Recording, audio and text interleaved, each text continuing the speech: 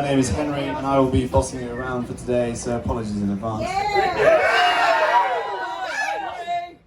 Please welcome our generous host and the man of the hour, well this hour now, Mr. Dermot Cummins.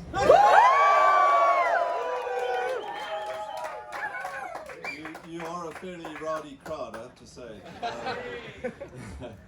On behalf of James and Rosie, Sarah and I, we really would love to welcome here to this wonderful celebration of the marriage of Mr. and Mrs. Ollie and Alice Thornton. It is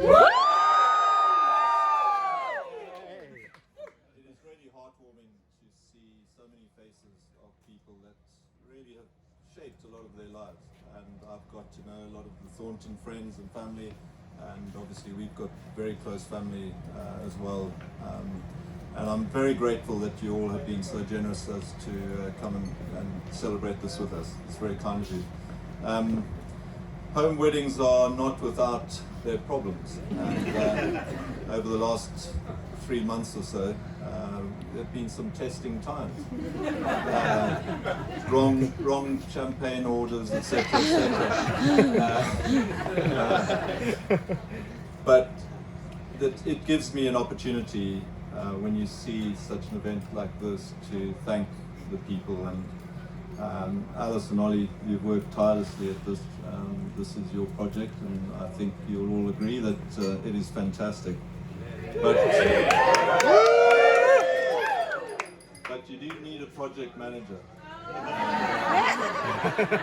Alice managed to put another set of batteries in my dear wife's battery pack. And instead of waking up at 5:30, she has been waking up at 4:30 for the last 3 months. And she has worked tirelessly, and I'm sure you both agree that the lady in red there, who's looking magnificent tonight. My lovely wife Sarah has done a fantastic job. James and Rosie have been incredibly generous. They have always been available to offer support and guidance and advice, which has been really very kind of you. I had a blank. Sorry.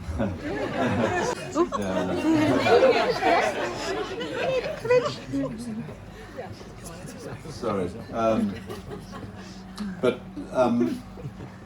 as far as thank yous are concerned, we've also got a really special thank you to the people who've travelled a long way to be here. We have Emily from Zambia.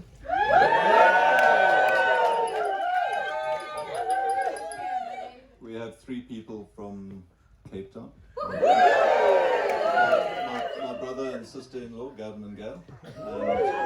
And Emma, Sarah's younger sister. Thank you. Thank you so much for coming. And then apparently someone managed to commandeer an A380 single-handedly they were the only person on the flight. So Andy, thank you very much for coming from Dubai. We've got to know the Thorntons much better over the last occasions, and we've thoroughly enjoyed getting to know them. We are so delighted that you chose ours. We think you have a lovely family.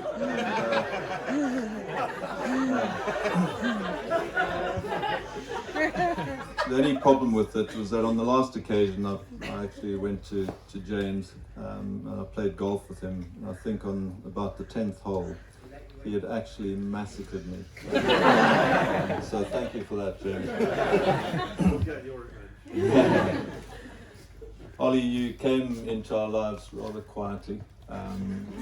Alice hadn't told us that Ollie had written a letter to her asking for a date 7 years ago. And not long after, the poor guy had to come to Portugal with us.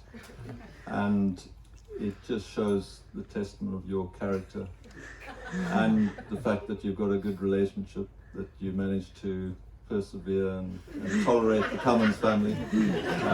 And he then has subsequently come on several family holidays with us, and we've grown to love you just like a son, and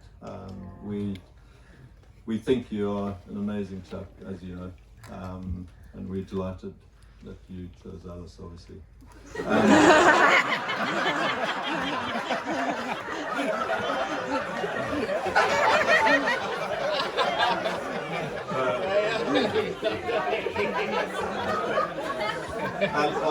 Ollie, as you know, is multi-talented. He is climbing the corporate ladder very quickly. He's one of these annoying guys who can play any sport and very well. And obviously, as you know, he hates parties.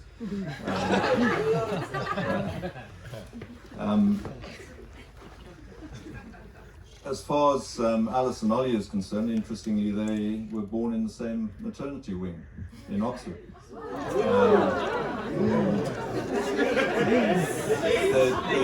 They both have a steely determination, and we knew this was quite apparent with Alice when she was a year old. Her dear aunt Emma came to visit us from Cape Town, and she brought a packet of sweets with us. At 1 year of age, we were actually quite scared because Alice hadn't bothered to crawl. And as Emma entered the room with the bag of sweets, Alice managed to actually heave herself up and waddle over to collect her prize. And as you know, she's had a love affair with Haribo's ever since. If you've ever played golf with Ollie, you know how competitive he is, and so they share that determination. They're both very family proud, and quite rightly so. Ollie has obviously a very close bond with his twin sister Amelia, and is fiercely proud of his older sisters, quite rightly so. Alice and Christopher fought tooth and nail when they were younger, and Sarah had a brainwave and got them together to share a flat, and they become very close friends. And I have to say, it's very reassuring as a parent to know that your children have each other's back. Yeah. And Christopher and Alice have been very special in that regard. Alice, you look absolutely stunning tonight. Yeah.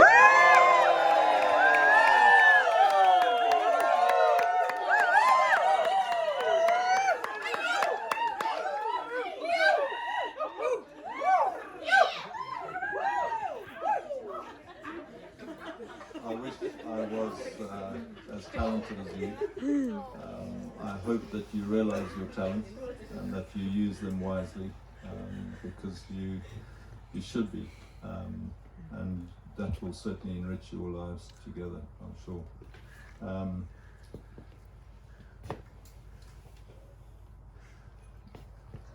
Sadly, there are people who are not able to be with us today, and we think of Ollie's grandmothers,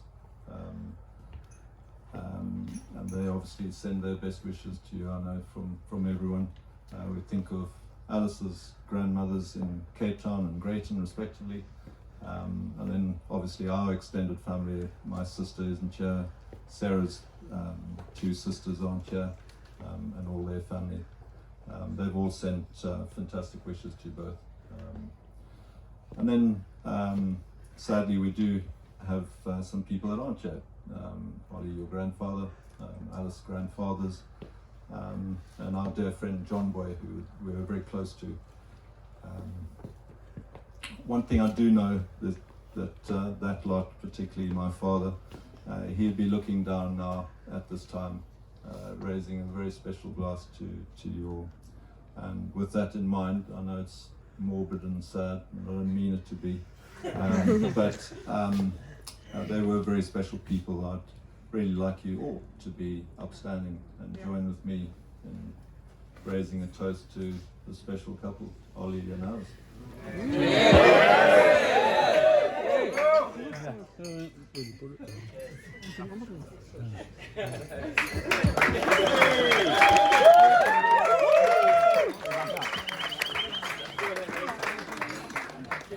Right, nice Dermot.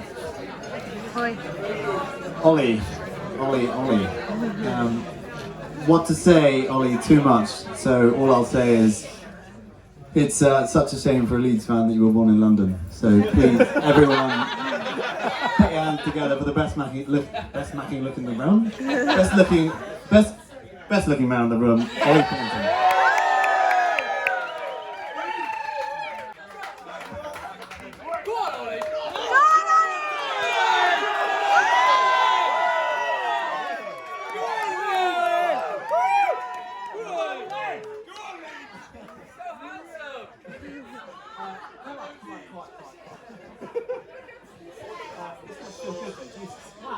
Good evening, everyone. This one isn't memorised. I really do use my help as I can get when it comes to speeches. You're going to hear from Alice later and she's going to knock it out of the park. I will try my very hardest. Thank you for that introduction, Henry. Kind of. And thank you all for coming today. It is genuinely a privilege to stand here and look at you all, knowing we have our nearest and dearest with us today. I want to quickly mention those, like Dermot has, I want to quickly mention those who have ignored the recent petrol crisis and have travelled that bit further to be here today. Gavin, Gail, Emma, all have travelled over from Cape Town, as you know, in the last 48 hours. A truly staggering effort, and we are really, really grateful. To my amazing sister Emily, who has flown in from Zambia, my cousin Horden has flown in from America, and lastly, I was quite right as Dermot said, who could forget Andy Peterson, who was jetted in from Dubai. Seriously, you're going to get to know her later. Wow. Alice and I are so grateful for this incredible effort, and it is incredibly special to have you here with us today. So seriously, thank you so much. I also want to add to what Dermot said and start by toasting absent friends who aren't here today to celebrate with us. Firstly, to so many of Alice's family over in South Africa, who for COVID and travel reasons obviously can't be here today. As a couple, we've been privileged to visit a number of times, and their love and hospitality has always been absolutely immense. They're all missed, not least Nonnie and Granny Sue, but Dad, who's a gentle mountain at the top of the family tree, who I admired massively. Close to home, Granny Yorkshire and Granny Farm.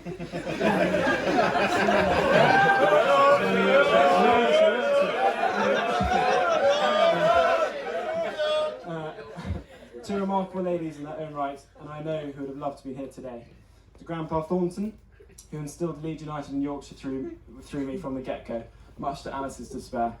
Sadly, we didn't win today, but we'll get past that. But someone who I still miss greatly.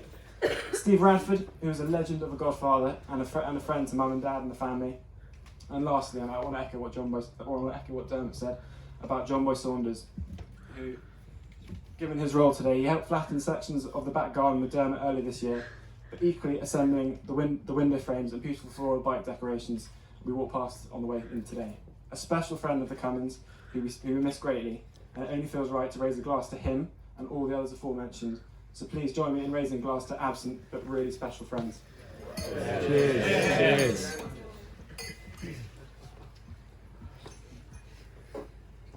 So, I consider myself a bit of a neat freak.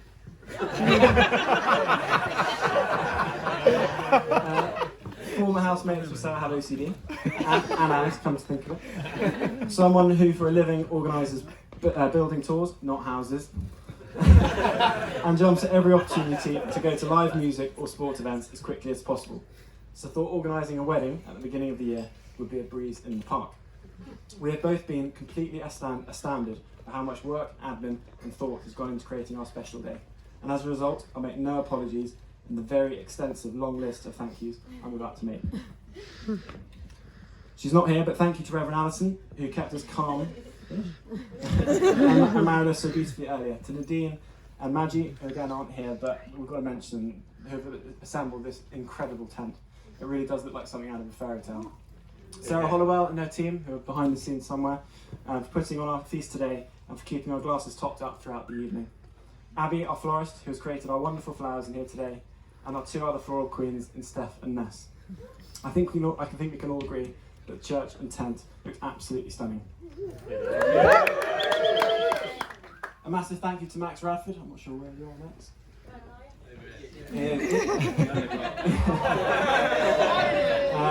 You are the coolest cat I know. You played both tracks for us with so much flair and quality as always. I really want to thank you from both Alice and I. To all the bridesmaids, you all look dazzling, and thank you for being a constant support crew to Alice and such special friends to us both. I was made to wait nearly an hour on the concourse of King's Cross for our first date in London, so I'd really appreciate you delivering here on time today. Within this nucleus of bridesmaids is my twin Amelia.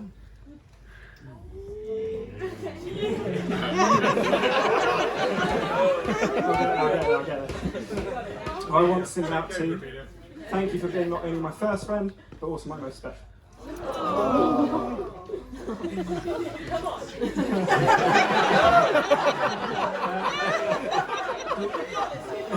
The rock of all rocks through 29 years of my life to date. Amelia, I may have a wife now, but you will always have a place as number 1 too.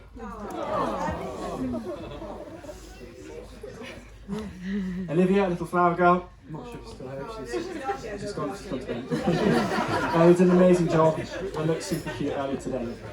To my best man, Will, wherever he is, Will, and MC Henry, thank you, I think. I hope it's not too premature.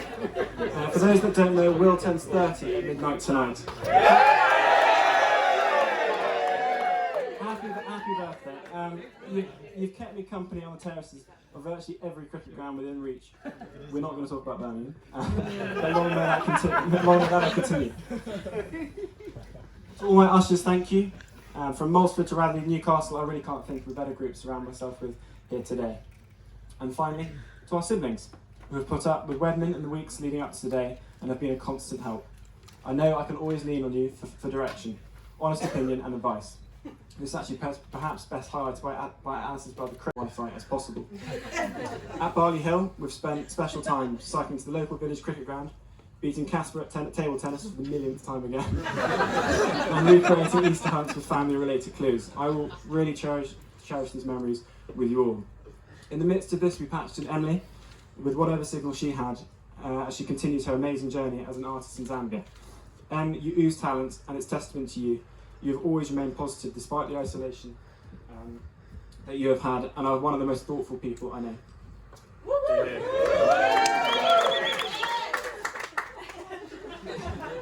Alice, who recently welcomed little Margot into the world, and is already a fantastic mother with Casper too. I'm so proud of you, Al, and you've always relied on your wonderfully honest, perhaps sometimes too honest, opinions. And of course Amelia, who I've touched on already, and to which no words will ever show what you truly mean to me. You are the kindest soul I know. We have stuck together as siblings, and long may that continue. Thank you for putting up with me and all my strange quirks, and I love you all dearly. Mum and Dad, you are sensational parents. They say the youngest child is the most spoilt. Believe me, I've tried my absolute.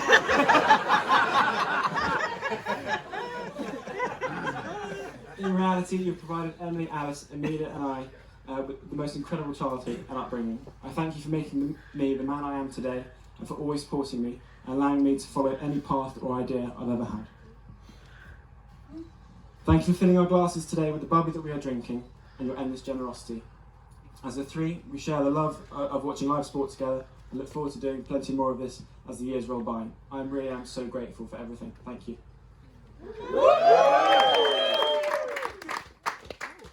To my new brother-in-law, Chris.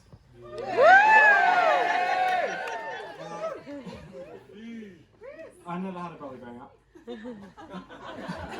Amelia tried bloody hard. She was a shit goalkeeper. I've always treasured our friendship and loved living with you when Alice and I first moved in together in London. Supporting Man United only a speed bump in our long relationship. In truth, I feel like we've been brothers for a while now, sharing the love for beers on Abbeville Road, simply watching live sport together, winding up Dermot for his inability to catch a fish in Portugal, or a session in the valley at Wilderness.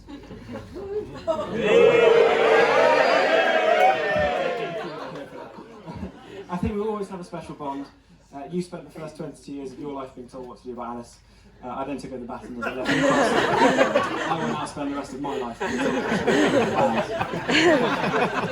Alice. You're a wonderful young man who I now have the privilege of calling my brother-in-law. I look forward to winding up your sister with you in years to come. Thank you.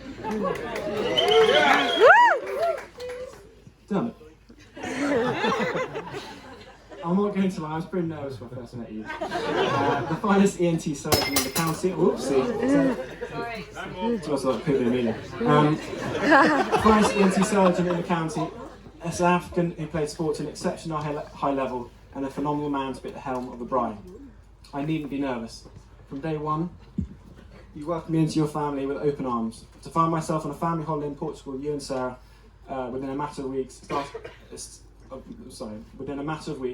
of starting our relationship, a true testament to this. Credit for staying so calm in the last 10 months, except for the last week when I didn't call for my husband. whilst the wedding commenced, and more recently as your lovely home has turned into a bridal boutique. Seeing pictures of you in a digger in May, flattening the ground we stand on, a testament to your hard work and array of skills. However, there is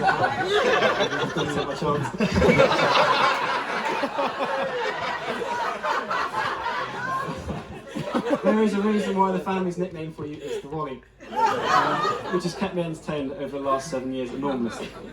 Whether it be attempting to slow cook a duck on the barbecue in the middle of February, changing the Wi-Fi code every 6 months, to a combination that not even Alan Turing would be able to fix, erecting a golf net in the garage as lockdown unwind, or cycling down to the beach head to toe in a wetsuit in 30 degrees to fish for 6 hours, knowing whatever you caught you're always going to get stick for. You have certainly provided some humour over the last few years.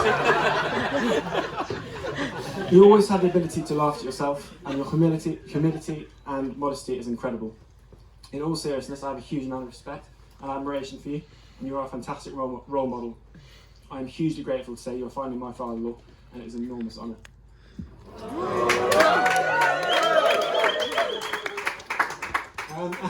Without wanting to embarrass you even further, no, Google. I want to show you a particularly touching moment the evening I asked Dermot if I could marry Alice. Always one to put others before himself, he must have thought I was mad and not read the script that interrupting a South African while watching rugby is a complete no-go. As I shiftily asked him for a moment next door, which again is probably not a thing you should do to your father-in-law to be, while seamlessly going a deep shade of the Welsh rugby shirts that we were watching, I was given the green light. After an embrace, I was told I was always welcome here and the door firmly open. Hearing this from a man who I hold in such high regard meant the world, so thank you so much. Sarah. We did it. Something I didn't think I'd be able to say as we embarked on our first cycle trip up a vertical mountain in Algiers 6 years ago. I am so grateful to everything you have done for me over the course of Alice and I's relationship. Your generosity and kindness is unwavering, and I feel immensely proud to be joining your family. I'm in awe of your ability to be continually positive, come rain or shine, and your endless early morning runs, cycles and swims. Although we have lost all as a family quite able to sleep over this. You have been so brilliant to me, you've been so brilliant and welcome to me, so thank you. This best illustrated by living here with you for the duration of lockdown 3. I really don't know how you put up with me. My OCD, coping with my lengthy showers, which I promise you will get shorter, may have contributed to the boiler going down in April, or my ability to trace mud unknowingly from your beautifully clean front door and ground, and to the back door. You've always been so patient for this, and I'm eternally grateful. You once let me finish me watching Leeds against Brighton on a Tuesday night as supper was delayed, and I'm really ungrateful for that.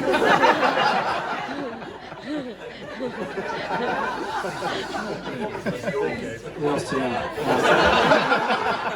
move on.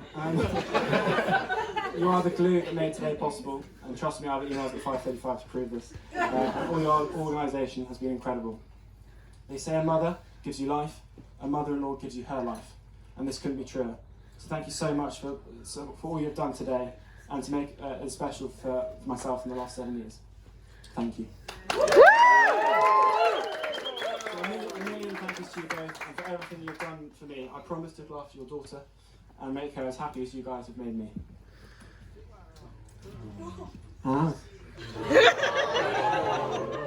And I know it's a cliche, but Al, you look absolutely incredible this evening.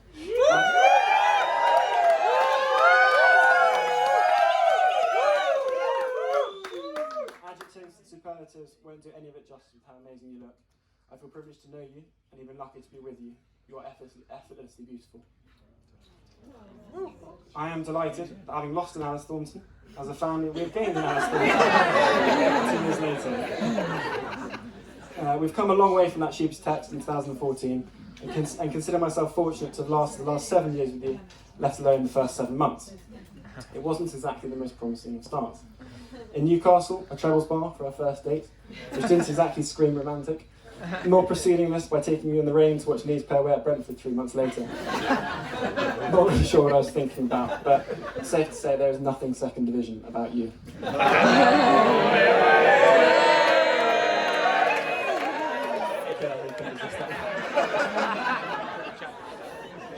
Now, for those that don't know what the term gold rush means, the trusty words of Urban Dictionary describe it as, and I quote, the final undergraduate rite of passage just before graduation, when you revisit the one that got away for a desperate attempt for no string attached night of fun. Alice, ironically, was my gold rush, and yet here I am standing here today as a married man. I know Alice doesn't warm to this phrase. I can see that. But Al, I assure you, if I could meet the soul that created this term, then I would happily be able to turn to them and say I have in fact hit gold. Oh. We have been on the most immense journey together. Ponix has been 7 years. But been fortunate to travel to all corners of the world, from festivals in Cape Town, yoga in India, and ultimately walking in Cornwall, where you said yes. You've had the ability to put up with me, and that's saying something. I know it hasn't been easy, and at times probably haven't made much sense, but I want to personally thank you for allowing me to be me, and accepting for me who I am.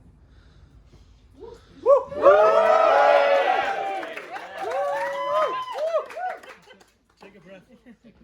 Life can be a scary place, as we all know, but it feels easier knowing you're on my side. Alice, you've always found the positives, and whilst I know at times you've struggled with this personally, it is something I admire in you the most. I have equally enjoyed and bemoaned your slightly chaotic and whirlwind approach to life. I know Sarah, Dermot and Chris can testify this to this too. Whether it be wearing one sock, scribbling an essay on the floor of the kitchen with 12 hours to go, or leaving the house still brushing your teeth. It is certainly entertaining. Annie told me on Thursday that she couldn't believe her most disorganised friend in life had in fact been briefly employed as a PA in the early days of employment. I literally don't know if that business still exists. It does. In all seriousness, you have conquered the world in everything you've tried, whether that be advertising, publishing, drama, you name it, excelling at all you try your hand in.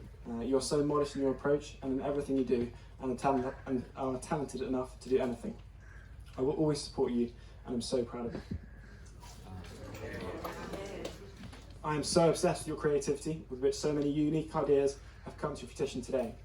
Some of them may be bonkers, storms down the aisle, perhaps. Honestly, you wouldn't believe some of the things that have been vetoed today in the run-up.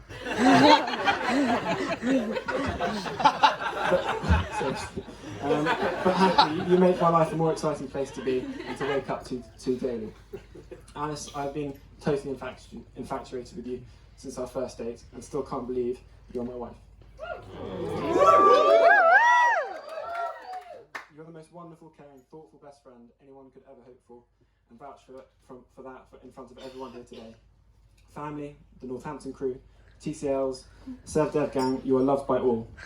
And so to finish, my what-through words for you are, simply put, I love you.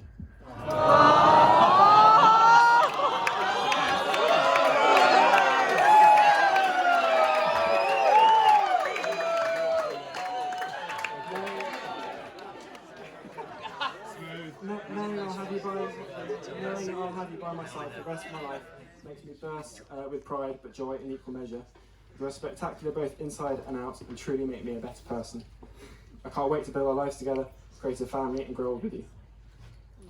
Please raise your glasses and join me in toasting the new Alice Thornton, and a massive thank you to Sarah and Dermot for hosting us all here today. Thank you.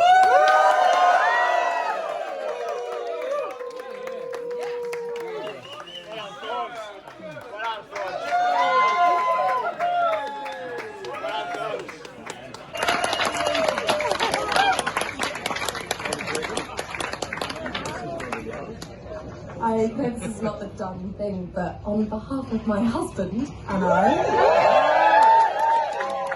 got a few things to say.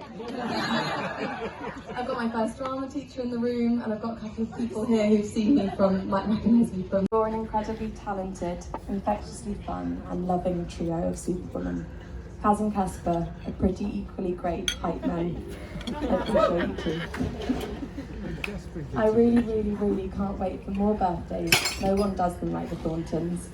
Those gaps are so annoying, aren't they? The holidays, the Christmas days, and every other day is with all of your family. I'm so happy it's official.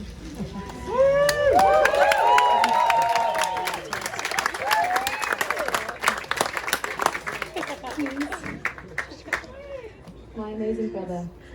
Although always a really great housemate, you're an incredibly tough act to follow. It makes me so happy and truly really proud to see you so happy with the beautiful Saz. You've both been complete rock stars. Thank you.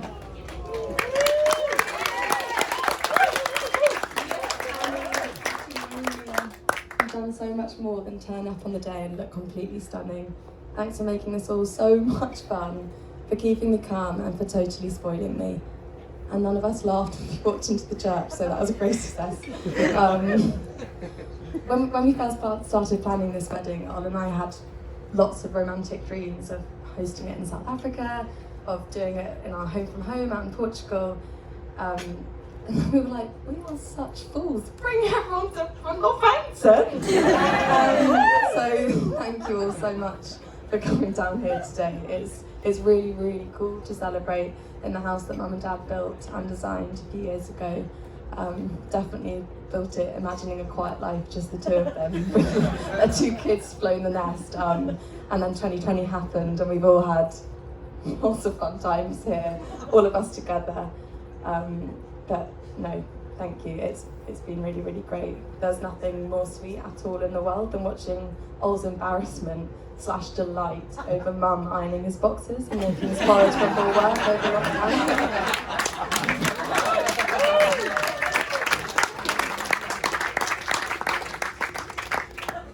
I really hope that Ol and I can make our home feel as warm and as open as the one that you've created. Yes, Dad, as you all now know, more affectionately known as the Wally. First time in a morning suit. Looking pretty smart too!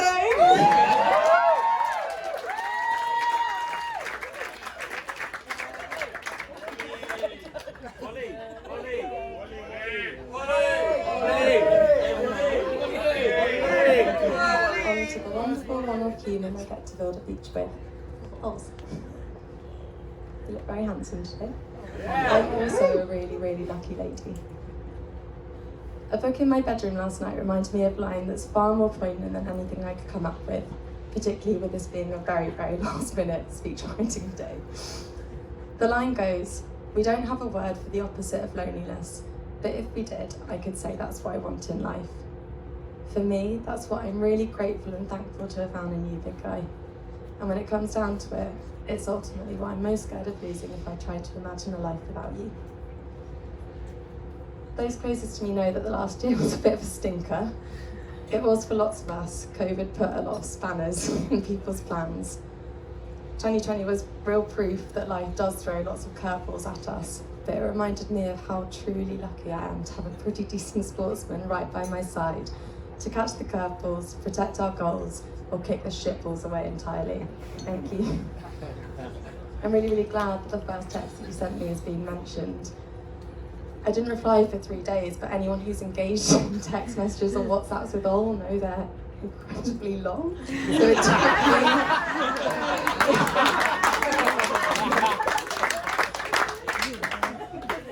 it took me 3 days to read and digest the thing, but I'm so glad I did reply. As a family, we've lived in 6 different homes, 3 counties and 2 different countries, which teaches you that home really is a feeling.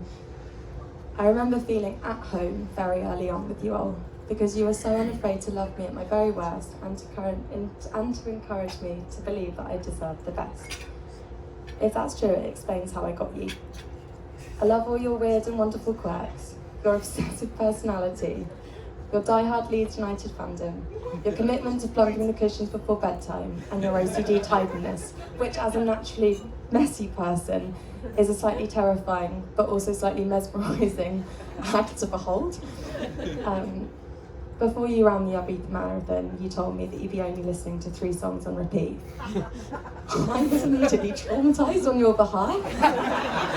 And then a little bit beside myself when you told me that the 2 of the songs, were going to be Coldplay.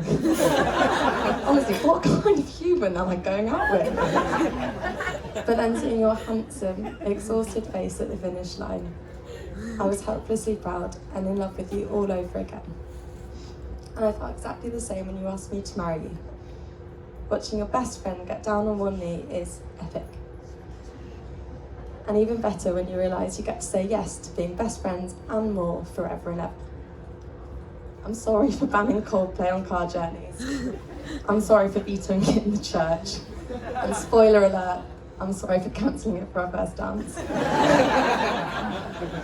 If it's any small consolation, or my idea of paradise.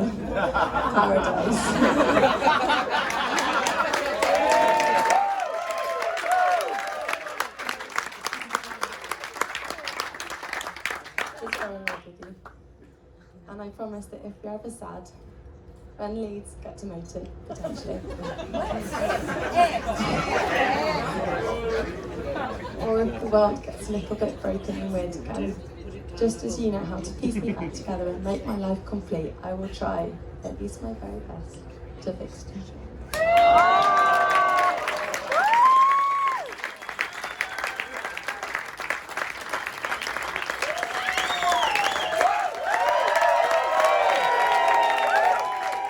Works done here? No, I'm joking. So, ladies and gentlemen, good evening. What a happy day we've had so far. I can't wait to be dancing with Mr. and Mrs. Thornton in about an hour's time, and we can't. It's going to be great. First, a few things about the bride and groom. I've had the pleasure of knowing Ollie for 15 years, and I think it sums up our relationship quite well that we met at Radley during our sporting escapades. There are very few people who we know who are quite as passionate about sport as Ollie. And it made me think when sitting down to write this speech, Ollie's life fits quite nice into a few of his favourite sports: cricket, football and golf. I'd like to stretch this analogy a little further today. Firstly, Ollie Thornton, the footballer. For this, Ollie shares similarities with the great David Beckham. Of course, the undeniable good looks. But with this comes a touch of vanity. And we've already talked about the OCD. So next time you're in his bathroom, just move that toothbrush 90 degrees.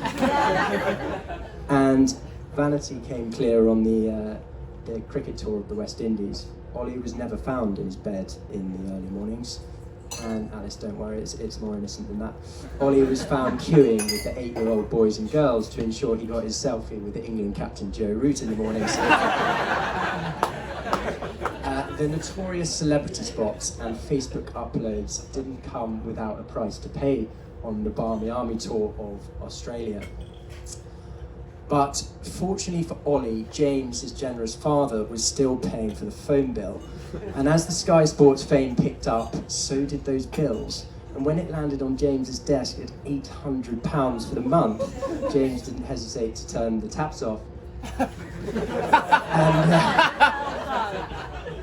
finally, footballers love a dramatic dive.